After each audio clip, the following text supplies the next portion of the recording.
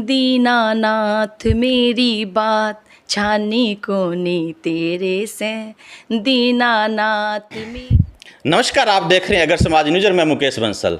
आज मैं आपको एक ऐसे कथावाचक से मिलाने जा रहा हूं जो परम विदुषी है और डॉक्टरेट है। जी हां, मैं बात कर रहा हूं डॉक्टर राधिका दीदी की, जो हरिद्वार से संबंधित हैं और उन्होंने अपने आस पड़ोस की बात करता हूं तो हरियाणा, पंजाब, राजस्थान, यूपी, एमपी, जहां पर अपने कथा के माध्यम से उन्होंने वहां पर डंका बजा रखा है। आज हमारे बीच में है डॉक्टर राधिका दीदी। उनसे बातचीत करेंगे, उनका पूरा जीवन परिचय जानेंगे कि किस प्रकार वो इस कथा के क्षेत्र में आई और उनका जीवन का उद्देश्य क्या है और क्या कथा करते समय या जैसे उन्होंने अपना जीवन स्टार्ट किया तो कैसी कठिनाइयों का सामना करना पड़ा। तो हम बातचीत करते हैं डॉक्टर राधिका दीदी से। नमस्कार जी। जय श्री राम, जय श्री राधे, जय श्री श्याम। अगर समाज न्यूज में आपका बहुत बहुत स्वागत है। थैंक यू सो मच, बहुत बहुत धन्यवाद आपका।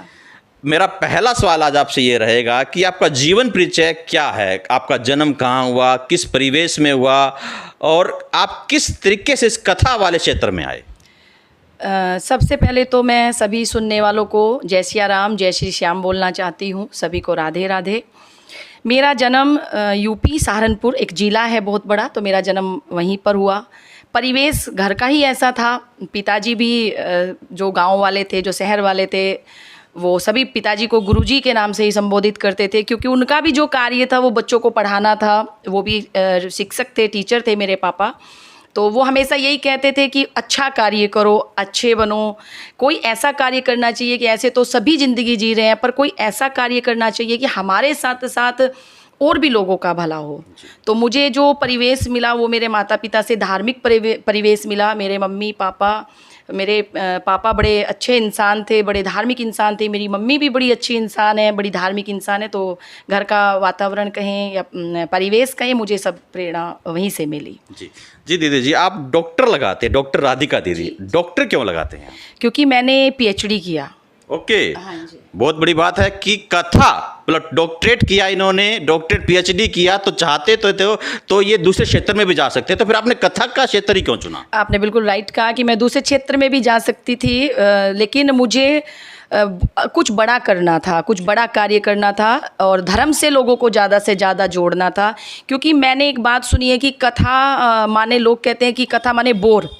तो मुझे जो यंगस्टर है, जो युवा जनरेशन है, तो मुझे उसको ये प्रेरणा देनी थी कि कथा एक ऐसी लाइन है कि उसमें युवा भी हम जोड़ सकते हैं। तो कथा को मैंने इस हिसाब से तैयार किया, अपनी कथा को, कि बुजुर्ग वृद्धों के साथ साथ में जो युवा जनरेशन है, जो युवा भाई हैं, बहन हैं, जो कथा में आना नहीं चाहते, कथा को बोर की संज्ञा दी गई कि बोर है, कथा में जाएंगे तो 4 घंटे बोर हो जाएंगे। तो मैं चाहती थी कि वो लोग भी धर्म से जुड़ें। मेन उद्देश्य मेरा यही था कि लोगों को, ज़्यादा से ज़्यादा युवा लोगों को धर्म से जोड़ना।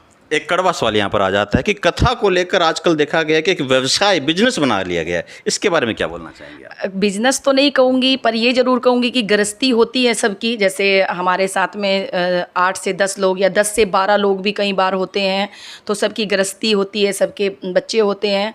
तो गृहस्थी के लिए आपको पता है धन तो परम आवश्यक है, धन तो लेना ही पड़ता है।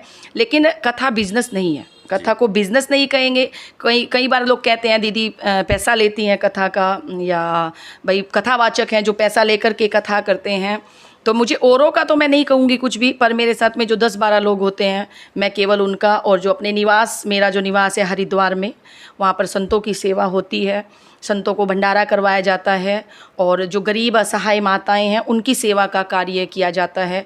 तो जो भी थोड़ा बहुत अर्निंग होती है इस लाइन से, तो मैं उसी सेवा में उन सबको लगाती हूँ। तो आपने क्या हरिद्वार में कुछ ऐसा स्पेशल आश्रम बनाया गया है जहाँ पर आप इस प्रकार की सेवा करते हैं? बिल्कुल बिल्कुल, मैंने मात्र सेवा धाम आश्रम हरिपुर कला गली नंबर 3 मैंने बनाया हुआ है। आश्रम तो अभी छोटा है, पर सेवाएं उसमें चल रही हैं। आप लोगों का, भाइयों का प्रेम रहा और जनता जनार्दन से प्रेम मिला, तो आगे मेरा एक गौशाला बनाने का भी मेरा प्रयास है। बहुत जल्दी मैं एक गौशाला भी बनाने जा रही हूँ। तो उसी के लिए जो धन आता है वो आश्रम में सेवाओं में ही लगाया जाता है। जी, बहुत अच्छी बात है ये तो। एक क्वेश्चन और मेरे दिमाग में आ रहा है कि जब जैसे आप कथा के क्षेत्र में आई, तो शुरू में कुछ कठिनाइयों का या कुछ मुसीबतें आपके बीच में आई, या सीधा आपको अच्छी सीढ़ी मिल गई?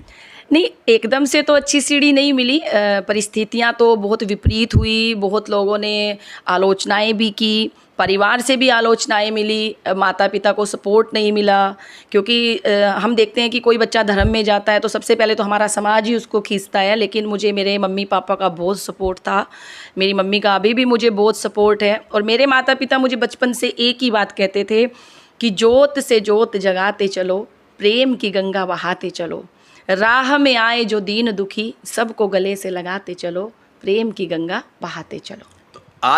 आज के टाइम की बात करता हूँ तो आजकल कैसा रिस्पॉन्स आपको मिल रहा है? आजकल तो बहुत अच्छा रिस्पॉन्स है, माता पिता को भी बहुत अच्छा रिस्पॉन्स मिल रहा है समाज की तरफ से, और जहाँ भी मैं कथाएं करती हूँ बहुत मुझे मान सम्मान प्रेम मिलता है। आश्रम से बहुत लोग जुड़े हुए हैं। हर साल गुरु पूर्णिमा पर 3 दिनों का वहाँ महोत्सव किया जाता है, तो तमाम राजस्थान से, हरियाणा, पंजाब से बहुत संख्या में लोग वहाँ पहुँचते हैं और आश्रम में सेवाएँ देते हैं। बहुत अच्छा सबका रिस्पॉन्स और प्रेम बहुत अपूर्व भरपार मिल रहा है। किस प्रकार की कथाएं आप लोग करते हैं? किस प्रकार की? मतलब किस, जैसे शिव पुराण की बात करते हैं या भागवत करते हैं, तो कौन सी कथा में आप महारत हैं या कौन सी कथा ज़्यादा पसंद करते हैं? महारत तो नहीं कहूँगी, पर भागवत कथा मुझे बहुत पसंद है। और राम कथा मैं बड़े भाव से गाती हूँ, क्योंकि हनुमान जी महाराज मेरे इष्ट हैं, उनकी मैं सेवा करती हूँ, पूजा करती हूँ। नानी बाई का मायरा, शिव महापुराण, लेकिन इंटरेस्ट जो मेरा है वो भागवत कथा में ज़्यादा रहता है। तो अभी तक कौन कौन से जगह पे, कौन कौन से स्टेट में आप अपनी कथा मतलब कर चुकी हैं? Rajasthan, Haryana, Punjab, Chhattisgarh, MP, UP, Haridwar. एक और सवाल मेरे दिमाग में आ रहा है, जब आप कथा करते हैं तो पब्लिक में कुछ ऐसे लोग भी होंगे जो कुछ अगेंस्ट मतलब आपकी टिप्पणी करते हैं, उस समय मतलब किस प्रकार से उनको आप कंट्रोल में करते हैं? बिल्कुल सही कहा आपने, अगेंस्ट भी बहुत होते हैं, पर ये ठाकुर जी की कृपा कहूँ या संत महापुरुषों का आशीर्वाद कहूँ कि एक बार कथा में आता है, 1 दिन कथा सुनता है, 2 दिन कथा सुनता है, तो लास्ट में जब 8वां दिन होता है तो मैंने उन्हीं लोगों को जो अगेंस्ट थे पहले दिन, दूसरे दिन, तो जब विदाई होती है हम लोगों की, तो मैंने उन्हीं लोगों को रोते देखा है। उन्हें कथा से इतना प्रेम हुआ। ये कोई कहने वाली बात नहीं, मैं बिल्कुल सत्य कह रही हूँ कि जब हम लोग यहाँ से जाते हैं कहीं भी कथा करके, तो मैंने 7वें दिन, 8वें दिन उन्हीं लोगों को ये कहते देखा है कि 2 दिन की कथा हमने छोड़ी, या हमने कथा के बारे में गलत सोचा, गलत समझा।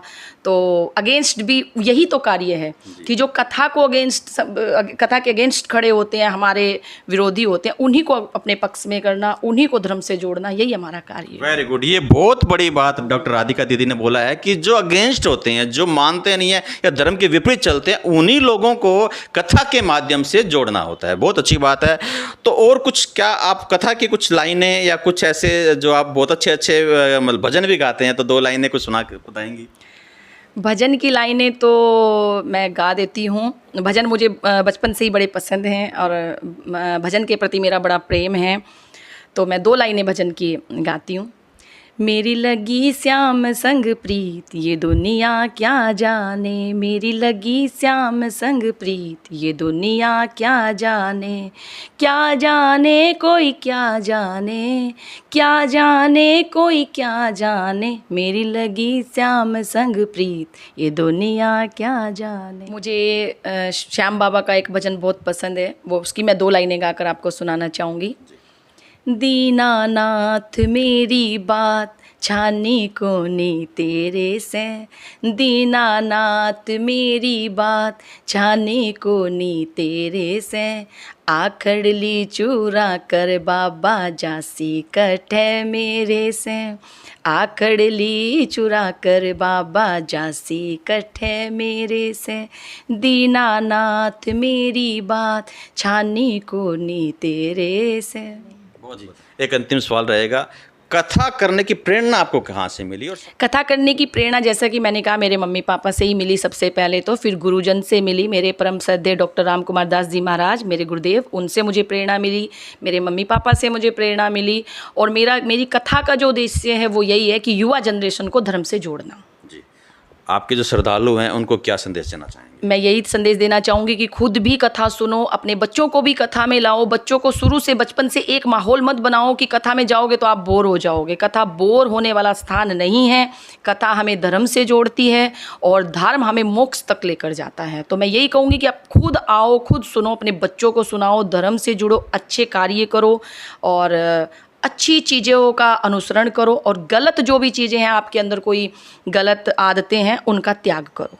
बहुत बहुत धन्यवाद, आप अगर समाज न्यूज़ के चैनल पे आई हैं। तो अभी आप सुन रहे थे डॉक्टर राधिका दीदी को, जिन्होंने बताया कि जो कथा है, कथा कोई बोर करने का विषय नहीं है, कथा वास्तव में धर्म से जोड़ती है। और विशेषकर उन्होंने युवाओं को, बच्चों को कथा में आने के लिए जरूर प्रेरित किया है, क्योंकि वो लोग ही देश के निर्माता है, देश के भविष्य हैं। जब वो लोग कथा में आएंगे तो अपने धर्म से जुड़ेंगे और बुरी आदतों से बचेंगे। तो डॉक्टर राधिका दीदी का बहुत बहुत धन्यवाद करते हैं। अगर समाज न्यूज़ के साथ मुकेश बंसल, फतेहाबाद।